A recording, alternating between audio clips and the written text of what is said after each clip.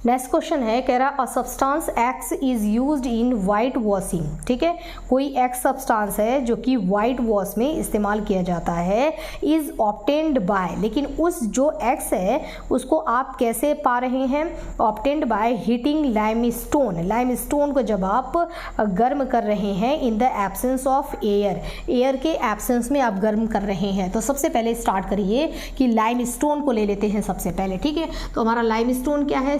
CaCO3। ठीक है, ये CaCO3 कैल्शियम कार्बोनेट, यही होता है लाइमस्टोन। इसको हम क्या करेंगे? इसको हम गर्म कर रहे हैं एयर के एब्सेंस में, तो बनेगा क्या हमारा? CaO और प्लस इसमें से CO2 गैस रिलीज हो जाएगा। ठीक है, अब कह रहा है कि वाइट वॉश करने के लिए हमको उसकी ज़रूरत है। अब बताओ इसमें से किसकी ज़रूरत है? इसको तो हमने गर्म कर दिया, इसमें से वाइट वॉश के लिए किसकी ज़रूरत होती है? तो वाइट वॉश के लिए हमको ज़रूरत होती है CaO की। ठीक है, तो अब हम लेते हैं CaO, जिसको क्या बोला जाता है? Quick lime. ठीक है, ये CaO को लेकर के और जब इसको हम वाटर में, पानी में जब इसको हम डिजोल्व करते हैं, घोलते हैं, इसका सोल्यूशन तैयार करते हैं, इसका पेस्ट तैयार करते हैं, बहुत ज़्यादा सही है, इसका पेस्ट तैयार करते हैं, तो क्या बनता है? बनता है CaOH का होल ट्वाइस। ठीक है, ये जो हमारा बना CaOH का होल ट्वाइस, ये क्या है? इसको हम बोलते हैं स्लैग्ड लाइम। एकदम अच्छे से आपको याद रखना है कि इसको बोला जाता है क्विक लाइम। ठीक है, इसको क्विक लाइम बोला जाता है और इसको इसको स्लैग्ड लाइम बोला जाता है, एकदम याद रखना है। ठीक है, तो ये क्विक लाइम हो गया और ये हो गया स्लैग्ड लाइम। आप वाइट वॉश किससे करते हैं? इससे करते हैं। ठीक है, लेकिन वाइट वॉश के लिए आपने जो आपको सब्सटेंस चाहिए था, जो एक्स चाहिए था, वो एक्स आपका ये है। ठीक है, ये आपको कहाँ से मिला? जब हमने लाइमस्टोन को CaCO3 लाइमस्टोन को जब हमने क्या किया? गर्म किया। ठीक है, तो जो पूछ रहा है ना कि CaO मतलब जो आपका एक्स है वो कौन है, तो वो एक्स कौन है बच्चों? वो हो जाएगा CaO। ठीक है, नेक्स्ट है कंसीडर द रिएक्शन Fe2O3 और प्लस 2Al। देखो रिएक्शन दे रखा है आपको, कह रहा है Fe2O3 प्लस 2Al। ठीक है, ये हमने ले लिया और इसमें गिव राइज टू Al2O3 और प्लस इसमें 2F। ठीक है, 2Fe। ओके, अब क्या पूछ रहा है आपसे? In above reaction is a example of, ये किसका एग्जाम्पल है? ठीक है, तो जरा इस रिएक्शन को देखो। इस रिएक्शन में क्या है कि यहाँ पर एल्युमिनियम पहले अलग था। ठीक है, अब ये एल्युमिनियम यहाँ से उठता है और आकर के इस Fe को बोलता है कि तुम यहाँ से हट जाओ, मुझे इस ऑक्सीजन के साथ रहना है। ठीक है, तो यहाँ से Fe हट जाता है। ठीक है, अब देखो बेचारा Fe यहाँ पर बेचारा हो गया। ठीक है ना, बेचारा Fe जो है वो यहाँ हट गया, अकेले हट गया और इस O3 के साथ अब कौन आकर के बैठ गया है? इस O3 के साथ यहाँ पर एल्युमिनियम आकर के बैठ गया है। मतलब एल्युमिनियम ने Fe को क्या कर दिया? उसको उसकी जगह से हटा दिया, तो डिस्प्लेस कर दिया। तो ये किस प्रकार का रिएक्शन है? ये है हमारा सिंपल डिस्प्लेसमेंट रिएक्शन। ठीक है, नेक्स्ट क्वेश्चन है, कह रहा है what happen when copper rod is dipped in iron sulphate solution. ठीक है, हमने जो सोल्यूशन लिया है वो कह रहा है कि ये हमारा आयरन सल्फेट सोल्यूशन है। ठीक है, क्या है? आयरन सल्फेट सोल्यूशन है, FeSO4 का ये सोल्यूशन है। छोटू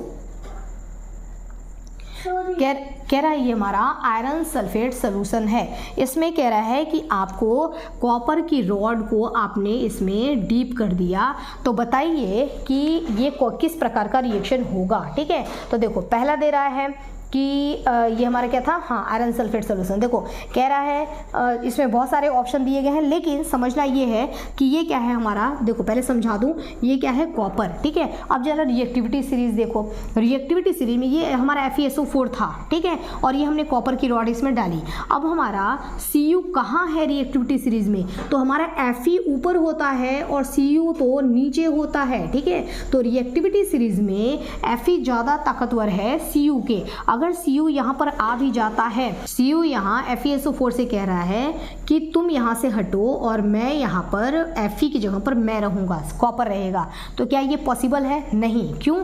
क्योंकि Fe बात क्यों मानेगा Cu का, जबकि Cu से Fe क्या है? ताकतवर है। ठीक है, रिएक्टिविटी सीरीज में ऊपर है Fe, Cu है नीचे, तो ये Fe क्या कहता है? चल चल चल, है ना, तो ये Cu को क्या कहेगा कि नहीं नहीं नहीं, है ना, तू मुझे हटाएगा, तू मुझे SO4 से हटाएगा, तो ये पॉसिबल ही नहीं है, ठीक है। तो क्या ये रिएक्शन होगा? नो, है ना, this reaction is not possible, ये रिएक्शन होगा ही नहीं, ठीक है। तो ये हमारा आंसर क्या हो जाएगा? नो रिएक्शन टेक्स प्लेस, ठीक है। अब नेक्स्ट आ जाते हैं हम क्वेश्चन नंबर 20। क्वेश्चन नंबर हमारा कौन सा है? ये क्वेश्चन नंबर कौन सा है भाई? क्वेश्चन नंबर तो याद ही नहीं है, देखते जाओ बस आप क्वेश्चन, मुझे ध्यान नहीं आ रहा है कौन से क्वेश्चन पे आ गए। अब देखो नेक्स्ट क्वेश्चन क्या कह रहा है? नेक्स्ट क्वेश्चन कह रहा है CuO प्लस H2, ठीक है। देखिए यहाँ पर कह रहा है CuO और प्लस H2 और यहाँ पर बन रहा है यहाँ पर बन रहा है H2O प्लस Cu, ठीक है। क्या बन रहा है? H2O प्लस Cu बन रहा है यहाँ पर H2O और प्लस Cu। इसमें कह रहा है ये किस प्रकार का रिएक्शन है, ये पूछ रहा है ना। इसमें कह रहा है कि ये किस प्रकार का रिएक्शन है, ठीक है। देखो ऑप्शन आपको दे रखा है, सिंथेसिस रिएक्शन है, एनालिसिस रिएक्शन है, न्यूट्रलाइजेशन है, रेडॉक्स रिएक्शन है। सबसे पहले रेडॉक्स पे ट्राई करो। देखो ये यहाँ पर H2 है, हाइड्रोजन यहाँ पर क्या है? अकेले है, ठीक है। यहाँ पर हाइड्रोजन अकेले है और यहाँ पर हाइड्रोजन के साथ ऑक्सीजन आकर के जुड़ गया, ठीक है। अभी मैंने आपको क्या बताया था? किसी भी एलिमेंट के साथ ऑक्सीजन का आकर के जुड़ना, ये हमारा क्या होता है? ऑक्सीडेशन होता है। क्या होता है बच्चों? ये ऑक्सीडेशन होता है। हाइड्रोजन का निकलना, ये भी क्या होता है? ऑक्सीडेशन ही होता है। रिडक्शन में जस्ट उल्टा हो जाएगा। किसी भी एलिमेंट से, ठीक है, हमारा O2 का निकलना, ठीक है, या H2 का जुड़ना, देखो उल्टा, ये उल्टा हो रहा है ना, ये हमारा क्या होता है? ये हमारा होता है रिडक्शन, ठीक है, ये रिडक्शन होता है। अब इसमें जरा पहचानो किसका ऑक्सीडेशन हुआ। तो देखो H2 के साथ H2 को मान लो ये है, H2 के साथ यहाँ पर हाइड्रोजन है, ठीक है, यहाँ पर हाइड्रोजन है। अब यहाँ पर हाइड्रोजन के साथ आपको कौन दिख रहा है? ऑक्सीजन। तो अगर आप हाइड्रोजन को X की जगह पर रखते हैं, ठीक है, तो इस हाइड्रोजन में ऑक्सीजन आकर के जुड़ गया। तो हाइड्रोजन में ऑक्सीजन का आकर के जुड़ना, ये क्या कहलाएगा बच्चों? हमारा ये हो गया हमारा ऑक्सीडेशन रिएक्शन, ठीक है, ये हो गया हमारा ऑक्सीडेशन रिएक्शन। अब यहाँ जरा देखो, यहाँ Cu के साथ ऑक्सीजन है, ठीक है। अब जब हम इधर आके देख रहे हैं तो Cu के साथ ऑक्सीजन नहीं है, मतलब CuO को अगर आप यहाँ रख देते हो तो इससे ऑक्सीजन निकल गया, है ना, इससे ऑक्सीजन निकल गया। तो यहाँ से यहाँ तक में हम देख रहे हैं कि ऑक्सीजन नहीं है, निकल गया। तो ये रिएक्शन हमारा क्या हो गया? ये हो गया रिडक्शन, ठीक है। तो एक ऐसा रिएक्शन ये है जिसमें कि यहाँ पर ऑक्सीडेशन भी, H2 का ऑक्सीडेशन हो रहा है और CuO का रिडक्शन हो रहा है, मतलब H2 ऑक्सीडाइज हो रहा है और CuO रिड्यूस हो रहा है। तो दोनों रिएक्शन जब साथ साथ रहेंगे तो इसको हम क्या बोलते हैं बच्चों? इसको हम बोलते हैं रेडॉक्स रिएक्शन, ठीक है। तो करेक्ट आंसर क्या हो जाएगा? रेडॉक्स रिएक्शन, ठीक है। नेक्स्ट कह रहा है chemically the water gas is, water gas किसको बोला जाता है? तो बच्चों CO और कार्बन मोनोऑक्साइड, CO और प्लस H2, इन दोनों के कॉम्बिनेशन को ही बोलते हैं हम वाटर गैस, ठीक है। नेक्स्ट हमारा क्वेश्चन है which chemical is mixed in butter for preservation. Preservation मतलब कि बटर को बचाने के लिए, बटर को बहुत दिन तक सही सलामत रखने के लिए, ताकि बटर खराब ना हो, हम इसमें से कौन सा सब्सटेंस उसके साथ मिलाते हैं, कौन सा केमिकल मिलाते हैं? तो बच्चों करेक्ट आंसर हो जाएगा सोडियम बेंजोएट, ठीक है, एकदम याद कर लो। सोडियम बेंजोएट का इस्तेमाल करके हम बटर को प्रिजर्व करते हैं। नेक्स्ट रिएक्शन कह रहा है न्यूट्रलाइजेशन रिएक्शन इज आपको न्यूट्रलाइजेशन किस प्रकार का रिएक्शन होता है, ठीक है। चलो अब इसको हटा रही हूँ मैं, आप जरा देखो न्यूट्रलाइजेशन किस प्रकार का रिएक्शन होता है। उसके लिए हम क्या करते हैं? उसके लिए हम एक न्यूट्रलाइजेशन रिएक्शन लिख लेते हैं। जैसे कि मैंने ले लिया यहाँ पर स्ट्रॉन्ग बेस NaOH ले लिया, और मैंने यहाँ पर ले लिया HCl स्ट्रॉन्ग एसिड ले लिया, ठीक है। इनके बीच में रिएक्शन हो रहा है, ठीक है। रिएक्शन होगा तो बनेगा क्या? बनता है इसमें NaCl सॉल्ट बनेगा और प्लस क्या बनेगा?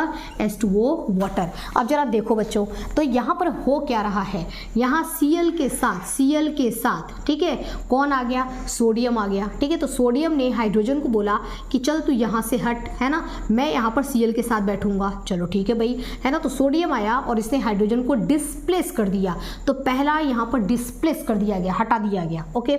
उसके बाद ये हाइड्रोजन क्या चुप बैठने वाला था? नहीं, हाइड्रोजन ने बोला कि तू यहाँ से जब हटेगा तो तेरी जगह खाली होगी ना, तो मैं तेरी जगह पर आ जाऊंगा। ठीक है, तो हाइड्रोजन इसकी जगह पर आ गया, तो ये हाइड्रोजन और OH मिलकर के क्या बना लिए? H2O बना लिए।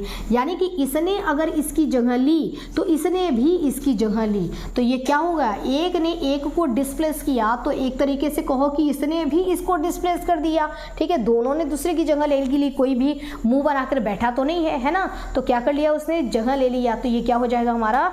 Double displacement reaction. ठीक है, डबल डिस्प्लेसमेंट रिएक्शन। नेक्स्ट है the process of respiration is. Respiration किस प्रकार का प्रोसेस होता है? चलिए देखिए, रेस्पिरेशन किस प्रकार का प्रोसेस होता है, तो रेस्पिरेशन का रिएक्शन लिख लेते हैं। रेस्पिरेशन में होता क्या है बच्चों?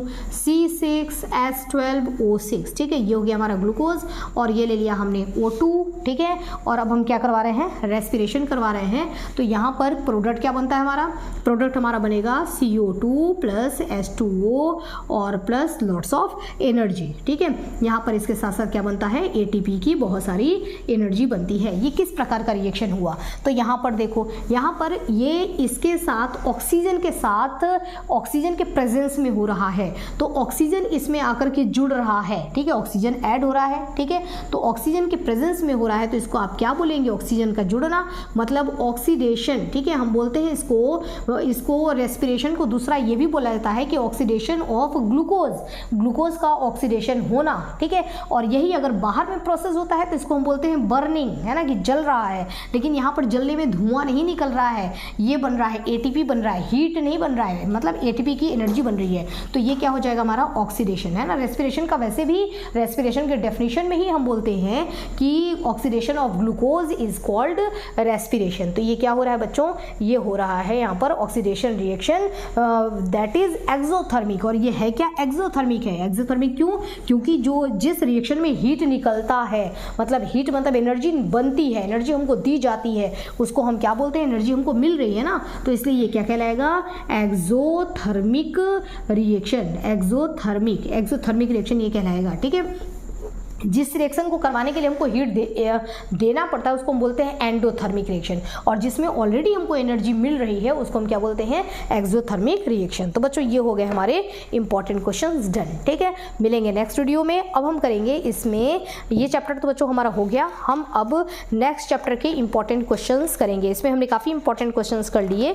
नेक्स्ट चैप्टर हमारा एसिड बेस एंड सॉल्ट, उसके हम करेंगे इंपॉर्टेंट क्वेश्चंस। ठीक है, तो मिलते हैं नेक्स्ट वीडियो में, तब तक स्टडी करते रहिए। Okay, next day.